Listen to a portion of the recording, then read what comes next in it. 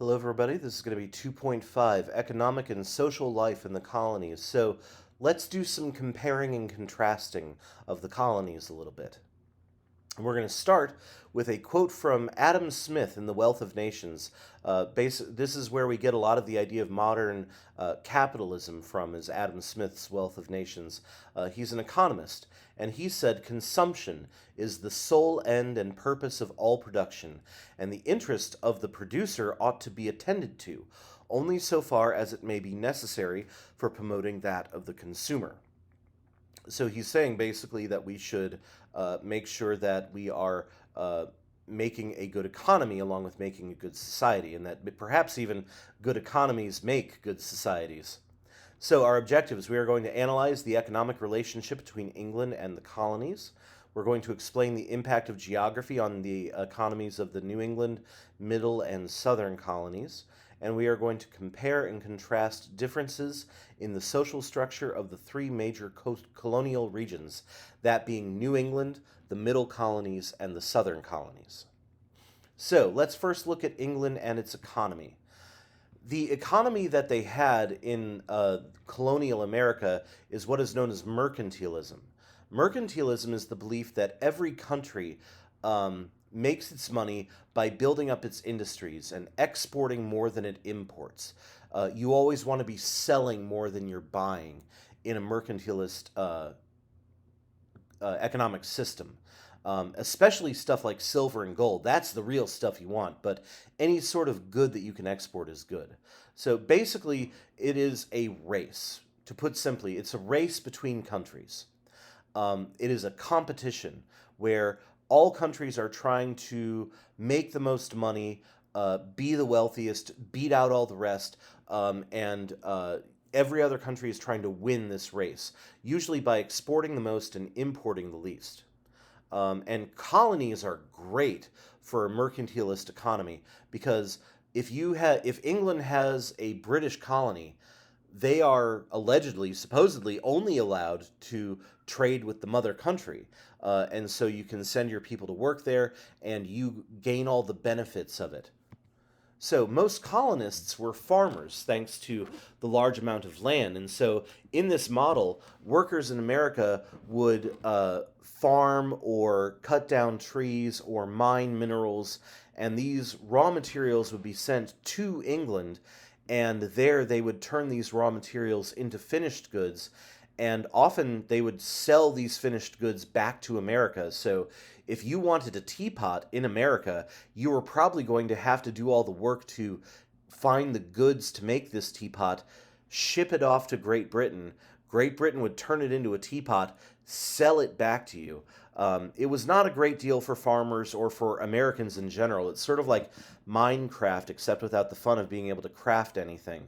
That wasn't supposed to matter, though. It wasn't about having a good time. It wasn't about the colonies. It was about the wealth of the mother country. That was the most important thing. And so this is mercantilism, basically the colonies sending all these goods to the mother country so it can feed. England saw the American colonies as a great way to beat France and Spain and the Netherlands and all these other guys.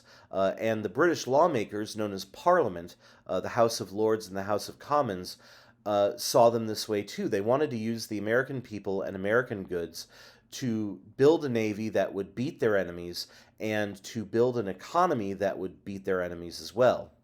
Now, to make sure that Americans only traded with England, they set up a series of laws over time known as the Navigation Acts. And the purpose of these acts were to make sure that the Americans only traded with England. So, for instance, under certain navigation acts, we had goods that were being sent to England from the colonies could only be transported on British ships and with British sailors.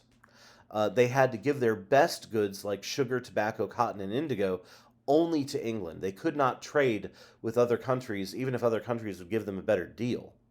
Any goods from non-English countries going to America, like if France wanted to sell stuff to America, they first had to go through English ports. And also, there were taxes on things like sugar from the French West Indies, the French Caribbean. And basically, this was to try and force Americans to stop trading with other countries. What we see, though, is that Americans wouldn't always do this, and so smuggling was a huge endeavor in colonial America, illegally trading with these other countries. So, the point, like I said, of the Navigation Acts was to make England have absolute control over America, especially American trade, and it would make England a lot more money. And it worked up to a certain degree. England did get rich and powerful off the colonies. However, the colonies only somewhat followed the Navigation Acts. They would still smuggle goods. They would trade illegally with the French and the Dutch and the Spanish, and sometimes not follow these Navigation Acts. And also, this is just a spoiler for the American Revolution, I guess, but think about it this way. The British are constantly telling their colonies, your happiness does not matter, and you better follow the rules. That's going to make the colonies pretty unhappy, which would lead to eventually rebellion. So, this has been a lot of economics, so we just need a moment of silence to see this poor dog who can't get back up on its feet. And back to economics again. Like I previously said, most Americans were farmers during this time. They grew food in order to live, but they also grew enough food that they could sell some of it as well. So they would sell things, but in order to get specialty goods like tea or sugar or manufactured goods like tables and chairs, they had to be able to afford it. So they had to produce more than they needed just to eat. They needed to produce a surplus. They needed to make extra. And this set off what we call a consumer revolution, where goods were being traded back and forth from England and the colonies, and places like America and India and the West Indies were trading back and forth with England at this time. So the English merchants depended upon America to buy their goods. If for some reason America stopped buying English goods, that could really hurt Great Britain's economy. However, America was losing a lot of money. We were selling all of our stuff to England. We had to buy it back once it was a finished good. Things were becoming very imbalanced, and this is spoiler again warning for the American Revolution. Trade especially hurt the middle and lower classes, and so the middle and lower classes were often constantly in debt. And this was one of the many reasons that we had an American Revolution later on. And here, again, I can only take so much economics before I just need like a 2-second break. Moving on. So let's talk about the triangular trade. We brought this up a little bit in a previous chapter talking about enslaved Africans, but there was a trade pattern that emerged between England, their colonies in the Americas, and Africa known as the triangular trade, where British ships would go to Africa, they would trade manufactured goods for enslaved people. The enslaved people would go to the Americas and be traded for raw goods. They would also create the raw goods, like fur and wood and gold, and eventually the raw goods would be sailed to England, where they would turn to manufactured goods and either sold to Africa or sold back to America. So this is a version of the triangular trade as we see it. This one's a little more complicated, but I would say know this map pretty well for any test we might take. Now, let's look at how the three main areas were different from each other. As the 1700s were continuing, there were three distinct regions of America. There's New England, there are the middle colonies, and then there's the southern colonies. Each of these guys had important regional differences, especially when it came to trade and how they lived. So, in New England, for instance, they had a very short growing season, so these guys were not going to be the farming capital of America. Their winters were long, their soil was not great, so they didn't have a lot of big farms. So mostly New Englanders raised enough food in order to feed themselves, but didn't trade their crops very often. Instead, the main stuff that they traded were lumber, the wood that they cut down, great for building tall ships, and fish. Cod, especially, New England cod, was highly valued. They were also shipbuilders and sailors as well. So probably the biggest port in New England was Boston during that time. So here's how important cod was. This is a giant wooden cod that is hung up in the Massachusetts State House. It is known as the sacred cod. So I guess in cod we trust, because, get it? Anyway, so the middle colonies had more farms than New England. They could feed themselves and they could sell their surplus. The biggest trade export for them, what they traded the most, was wheat, which could be shipped not only throughout the colonies, but also shipped over to England and made into flour, made into bread. And trade in wheat is what turned New York and Philadelphia into two of the biggest trading ports in America. So here's wheat, which I'm guessing you already knew. So the South had a longer growing season, so they could grow the most profitable crops. They raised things that are called staple crops, which are guaranteed to always be in steady demand, like wheat and tobacco. Eventually cotton, but not quite yet. These crops are also called cash crops, which meant that they could be grown for sale and resale. They could make money off of it. So they also sold things like cattle, lumber, rice, indigo, which is used for dye. They also used enslaved people as a majority for the labor that they needed to raise these cash crops. So let's look at regional social differences as well.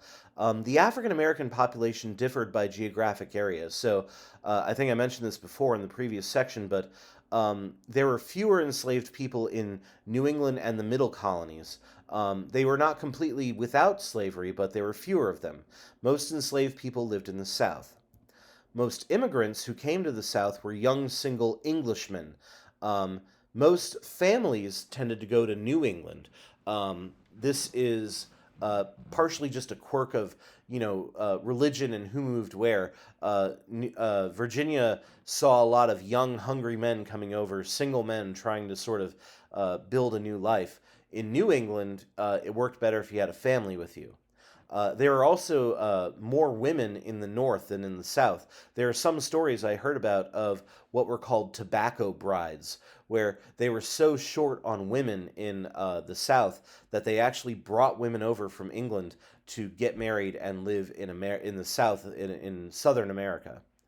So European immigrants also mainly went to the middle colonies. So if you're not from England, if you're, say, from Germany or something like that, or the Scots-Irish that we talked about earlier, they mainly went to the middle colonies, New York, New Jersey, Pennsylvania, which were more welcoming to different groups and had a more diversity of ethnicities and a tolerance for other religions.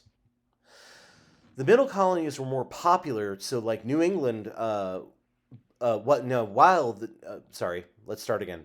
While the middle colonies were more popular, New England was probably the healthiest place to live. The cold weather killed mosquitoes that carried malaria and things like that. You could expect to live to be about 70 years old in New England, but oftentimes you would expect to live only until about 45 or 50 in the South.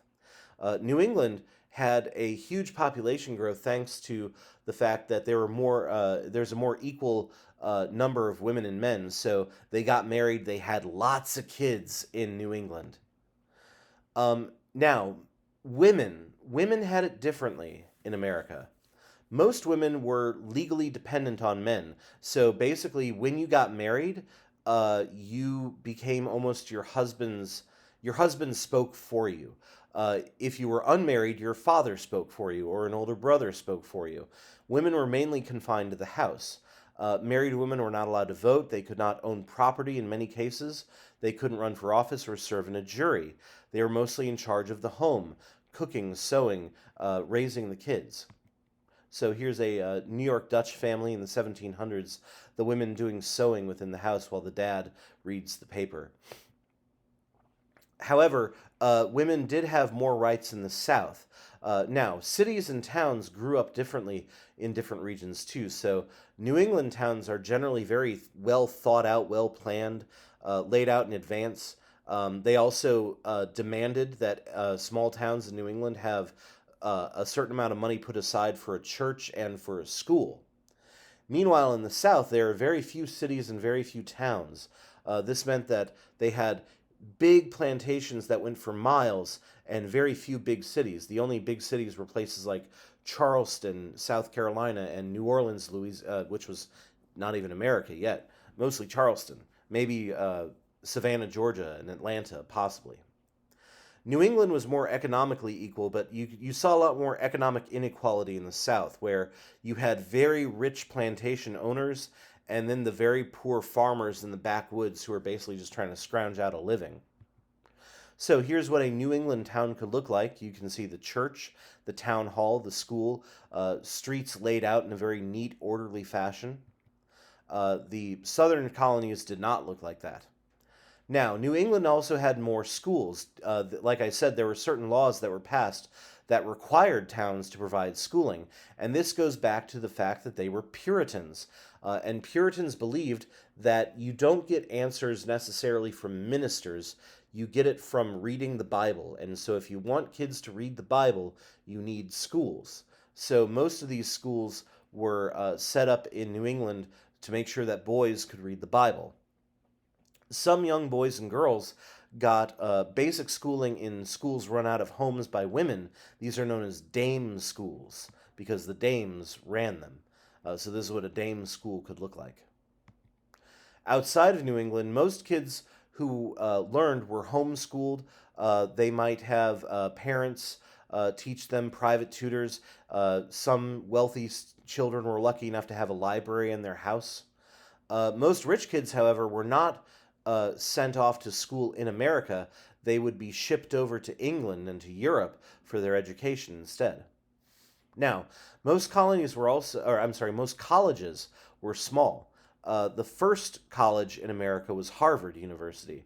Had only a few hundred students, and mainly they were being trained to be ministers and pastors at first. So here is the Harvard University, America's first college, founded in 1636.